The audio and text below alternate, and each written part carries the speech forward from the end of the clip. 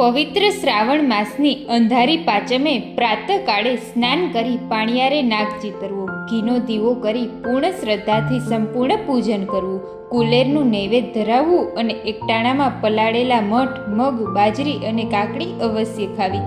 મિત્રો, આજના વિડીયોમાં આપણે વાત કરીશું નાગપાંચમના વ્રતની વાર્તાની. તો વિડીયો અંત સુધી જુઓ અને જો તમે અમારી ચેનલમાં નવા હોય તો ચેનલને સબસ્ક્રાઇબ કરી બેલ આઇકન દબાવી દેજો, જેથી આવનારા બધા જ વિડીયોની અપડેટ મળતી રહે. એક હતી ગંગા ડોસી. ડોસીને 7 દીકરા ને 7 વહુ હતી. 6 વહુ ભર્યા ભદરિયા ઘરેથી આવેલી. જ્યારે નાની વહુ શ્યામાને પિયરમાં ન ભાઈ, ન બાપ, ન મા કે બહેન, પિયરમાં કોઈ ન હતું. એટલે 6 વહુ શ્યામાને ન બાપી કહીને મહેણું મારે. પણ બિચારી શ્યામા મૂંગે મોઢે બધું સહી લેતી. ઘરનું બધું કામ એના માથે. ઢગલો રોટલા ઘડે, વાસણ માંજે, ગાસડો કપડાં ધોતી, તોય પેટ પૂરતું ખાવા ન મળતું. ભાદરવો માસ આવ્યો, શ્રાદ્ધના દિવસ આવ્યા. ઘરમાં તપેલું ભરીને ખીર બની. 6 વહુએ અને 7મી સાસુએ પેટ ભરીને જમ્યા.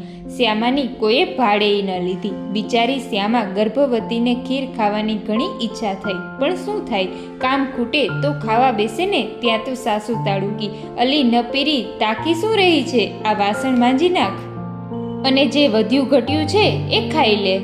શ્યામાએ જોયું તો પેલું તપેલું ખાલીખમ. આંખમાં જળજળી આવી ગયા. ભૂખ્યા પેટે વાસણનો ખડકલો લઈને નદીએ ગઈ. ખીરના તપેલામાંથી પોપડા ઉખેડીને ફાટેલા સાડલાના છેડે બાંધીને મૂક્યા. મનમાં એમ કે વાસણ માંજીને નિરાતે ખાઈશ.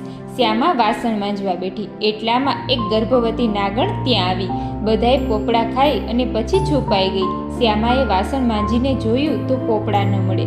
સંતાયેલી નાગણને એમ કે હમણાં ગાળ દેશે, પણ શ્યામા તો બોલી, હશે મારા જેવી કોઈ દુખિયારી, એનું પેટ ઠારજો. શ્યામાના આ વેણથી પ્રસન્ન થયેલી નાગણે દર્શન દીધા અને બોલી, દીકરી, ખીરના પોપડા મેં ખાધા છે, બોલ તારે શું દુઃખ છે? ત્યારે શ્યામા બોલી, માં, પિયરમાં મારું કોઈ નથી, એટલે બધાય મને મેણા મારે છે. થોડા સમય પછી મારો ખોડો ભરાશે. મારે કોઈ ભાઈ નથી, કોને બોલાવું? શ્યામાની આંખો ટપ ટપ વરસી પડી. નાગણ હેતથી બોલી, દીકરી, જરાય ચિંતા ન કરતી. તારો ખોડો ભરવાના આગલા દિવસે એક કંકોત્રી મારા રાફડે મૂકી જજે. શ્યામા તો હરખાતી ઘેર આવી. ખોડો ભરવાનો દિવસ આવ્યો ત્યારે 6 વહુ મેણા બોલવા લાગ્યા, પિયરમાં તો બધું ઉજ્જળ છે, કાળું કૂતરું સગું નથી, બિચારીનો ખોડો ભરવાનો છે, પહેરામણીમાં કાકરા દેશે કાકરા. શ્યામાને મેણા સહીને સાસુ પાસે એક કંકોત્રી લખાવી અને નાગણના રાફડે મૂકી મનોમન પ્રાર્થના કરતી ઘેર આવી. ખોડો ભરવાનો સમય થતાની સાથે જેઠાણીઓ ટોણા મેળા મારવી કહેવા લાગી, અલી, આજે તો પહેરામણીમાં સોનાના ઘરેણાં મળશે અને હમણાં નાની વહુના પિયરિયાવાળાના ગાડા આવશે. ત્યાં તો એક ઘૂઘરમાળ ધમકવા લાગી. શ્યામા દોડીને બહાર આવી. જોયું તો 7 ગાડા આવતા જોયા. પાછળ 2 ચાકર સોનાની પેટી ઉપાડીને ચાલી આવે છે. 6 જેઠાણીઓની તો આંખ ફાટી ગઈ. ગાડા નજીક આવ્યા અને ગાડામાંથી નાગ દેવતા, નાગણ અને નાગકુમારો ઉતર્યા. જેઠાણીઓ તો કાપો તોય લોહી ન નીકળે એવી બની ગઈ. ધામધૂમથી શ્યામાનો ખોડો ભરાયો. સોના રૂપાની પહેરામણી કરી. હીરા માણેકથી પગલાં ભર્યા. બહેનને હીરના ચીર ઓઢાડ્યા. ખોરો ભરાયા પછી નાગણ બોલી, વેવાણ, મા દીકરીને વિદાય આપો. સુવાવડ પછી 1.25 મહિને જાતે હું મૂકવા આવીશ. બિચારા સાસુ તો હેપતાઈ ગયા. 7 પેઢીમાં આવો વૈભવ ક્યારેય એણે જોયો ન હતો. નાગણ શ્યામાને રાફડા પાસે લઈ આવી અને ત્યાં જ પગ મૂકતા જમીન ખસી ગઈ. પગથિયા દેખાયા.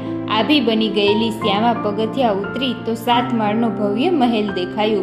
બાગ બગીચા અને ફુવારા જોયા. નાગણ કહેવા લાગી, દીકરી, તું સુખ સાહેબીથી અહીં રહે છે.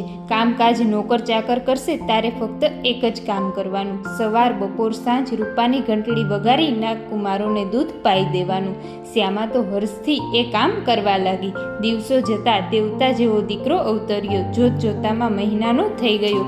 એક દિવસ ચૂલા પર દૂધની ડેંગળી ઉતારીને શ્યામા બહાર ગઈ.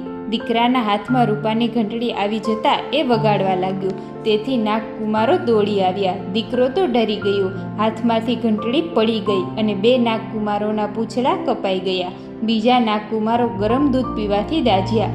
એટલામાં શ્યામા ત્યાં આવી અને દીકરાને તેડી લીધો. નાગકુમારોની આવી દશા જોઈને અપાર દુઃખ થયું. નાગનાગણીએ કુંવારોને શાંત પાડ્યા, પણ કુમારોના મનમાંથી વેર ન ગયું. આ મહિનો થતાં જ નાગણ શ્યામાને સોનાનો હીરા જડિત ચૂડો પહેરાવણીમાં આપી જાતે સાસરે મૂકવા ગઈ. સાસરામાં શ્યામા હવે માનીતી બની ગઈ. તેથી જેઠાણીઓ વગર લાકડે બળવા લાગી. એક દિવસ નાગકુમારોએ વેડ વાળવા શ્યામાના ઘેર આવ્યા અને ઘંટીને નીચે છુપાઈ ગયા. શ્યામા પાણીનું બેડું ભરીને આવી. ઉમરે ઠેસ વાગતા બોલી, ખમ્મા મારા બળિયા બુચ્યા વીરને. આ સાંભળી નાગકુમારોને ઘણો પસ્તાવો થયો. બહેનના હૈયામાં ભાઈ પ્રત્યે વહાલ જોઈને દંશ દીધા વગર જ પાછા વળી ગયા. એક દિવસ શ્યામાના છોકરાએ જેઠાણીના દૂધની તાસરી ઢોળી નાખતા જેઠાણીએ છણકો કર્યો, તું તો મોટા ઘરની છું, તારી માને કહે કે વાસે ભેંસો બંધાવે. શ્યામા રડતી રડતી રાફડા પાસે ગઈ.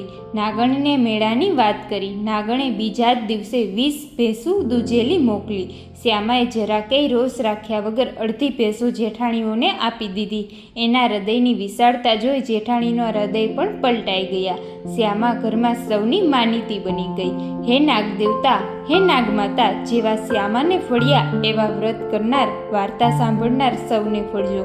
મિત્રો, આવા જ અવનવા ધાર્મિક અને શાસ્ત્ર સંબંધિત વિડીયોની જાણકારી માટે અમારી ચેનલને સબસ્ક્રાઈબ કરો. ધન્યવાદ.